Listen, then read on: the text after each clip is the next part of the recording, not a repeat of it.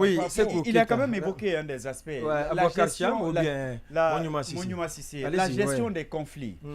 Vous savez, c'est vrai, il y a souvent des contestations fantaisistes, c'est vrai.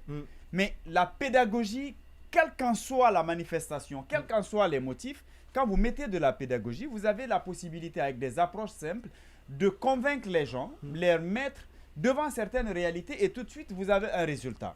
Mais lorsque vous faites sourde oreille, même si les réclamations sont fantaisistes, vous faites sourde oreille, vous devenez un peu arrogant, ou tout au moins, vous brandissez toujours des mesures de répression, justement la force, ça ne marche pas et ça crée énormément de problèmes parce qu'à l'intérieur, on sait le niveau d'analphabétisme ou le taux élevé d'analphabétisme étant chronique. C'est quand même, il faut toujours trouver la meilleure façon de résoudre les problèmes. Mais il y a l'autre chose qu'il faut dénoncer, c'est la banalisation des cas de mort. On a comme l'impression qu'on banalise aujourd'hui la vie humaine. Dès qu'il y a des cas de mort, 2, 3, finalement, c'est comme si ça ne dérange rien.